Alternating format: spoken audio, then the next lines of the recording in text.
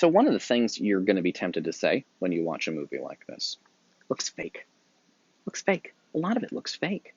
Him, particularly like with the kids in the boat, when he's chasing after them, he's like hip deep in the water in the kid's boat. The boat just gets away from him. Um, it's it looks like it's filmed indoors. It probably was filmed indoors. It's fake looking at a number of points. For example, it's unrealistic. Here's an example of unrealistic lighting. Is just before the mom is killed by Reverend Powell. She's laying her. First of all, her bedroom.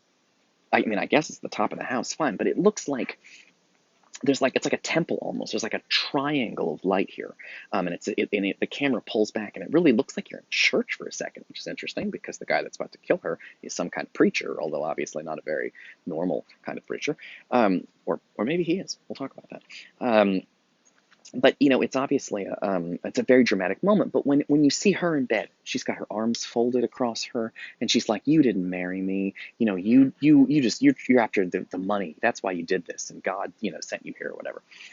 She's got them all figured out right before he kills her. There's like this angelic light all over her in that scene. Like, first of all, like, are they even using electric lights in that house? Like, why would there be a spot? It's not realistic.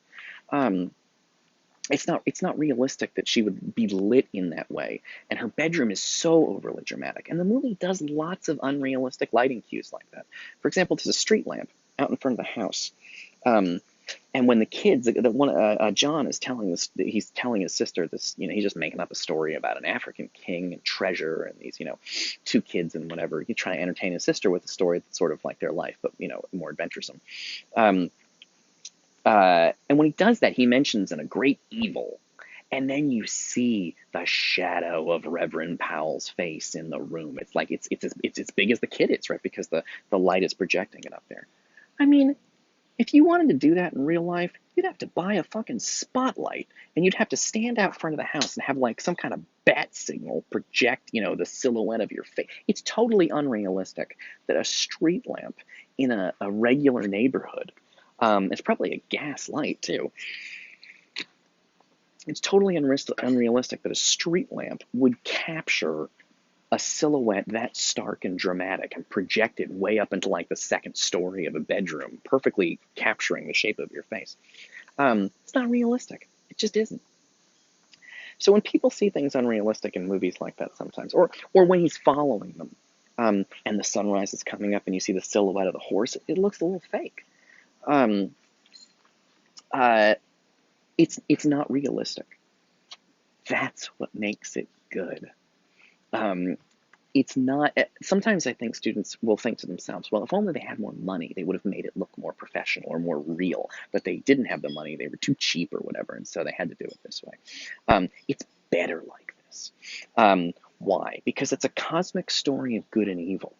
These aren't realistic characters. I mean, they are kind of, but they're not fully realistic characters because he's meant to stand for a larger force of evil. And the old lady at the end, is meant to stand for a larger force of good. That's why her face is superimposed over the stars. And she talks directly to the camera at the end. So it's this big dramatic situation. And the fact that it's fake is great because it makes the story feel more like it's a fairy tale. It's not a gritty story about a coal miner who's trying to feed his family. It's a big story like a fairy tale. It's got a monster in it. And so it's not supposed to be realistic. It's supposed to look fake. It's supposed to be artificial because it's a fairy tale is an artificial story, right? When you tell a story about the race between the tortoise and the hare, right? And that the slow and steady wins the race, right? Those aren't realistic animals. That's like a cartoon or something, right? You tell them if you really had a race between a bunny and a turtle, like it's not trying to teach you a lesson about bunnies and turtles, right? They stand for larger forces. The turtle is for slow and steady, and the rabbit is for overconfident and not doing your best. Same thing in this story. And again, the story between the tortoise and hare isn't real. I'm not telling you a bunch of facts about turtles and bunnies. This is a story like that. It's not supposed to be realistic because it's meant to capture a larger, sort of more complicated world. Okay, cool. I could talk. Maybe I'll say something a little more about setting also. The setting isn't fully realistic either. At the end of the in the last sort of section of the movie, Ruby, the little girl, who's overeager for boys, she's interested in boys to a dangerous degree.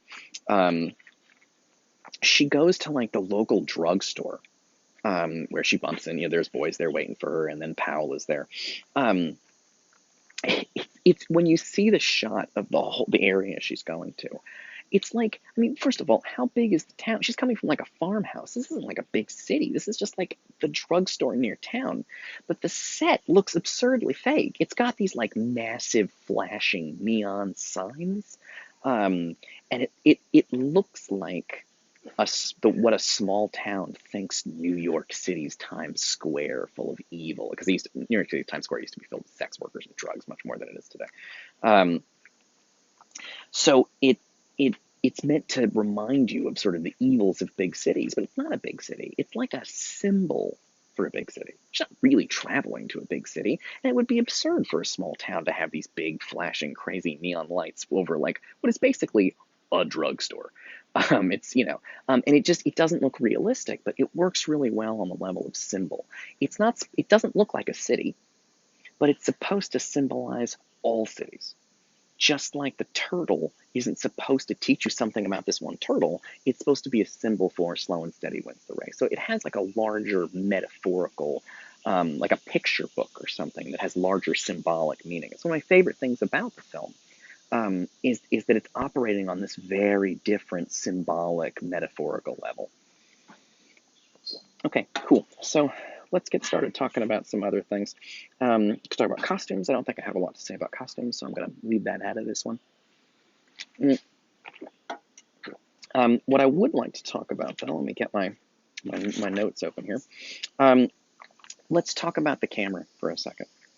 Remember in The Shining, I said that the camera, it had this the camera's way up high, right? I have battery packs, so I can't hold it up that high. Right, but in The Shining, the camera's way, way up high, sort of swooping over the characters. And a human being would not be, obviously I have an iPhone, but when in the days when cameras were very, very big, you couldn't just have them, it's not easy to get it up there. So a person can't fly, but when you see it in The Shining, it reminds you of combined with the music, the overhead camera shots make you think of a menacing, evil, supernatural force that's following the characters. And it's not doing it along the road. It doesn't follow roads. It flies over the water. And it feels like they're being watched by something floating, flying, dangerous, unearthly, because music does that. I told you guys back when we were talking about that it's not like an overhead camera shot always means that. It's what it means in The Shining. This movie, one of the very first things we see in the movie after we get past the old lady and the little kids floating in the stars, is an overhead camera shot of the countryside. But she's sitting there talking about the Bible. She's talking about God. And so the overhead shot isn't about flying evil creatures. The overhead shot is there because it's a God's eye view. It's like the way the Lord, it's the view of God looking from up above. It's also the view of sort of the old lady in the stars. So I think what I want to emphasize here is that camera angles don't mean one thing, but they can be used to suggest things depending on where you put them in a movie. And here the overhead camera shot suggests the kind of larger religious perspective, God's perspective, whereas in The Shining, it suggests the opposite, the presence of evil, inhuman monster creatures that are out there in nature that are going to fuck with Jack's life. So I think it's a really important thing to kind of consider when thinking about the movie. All right, cool. I think we're doing pretty good. Let's keep going. I'll see you in the next video.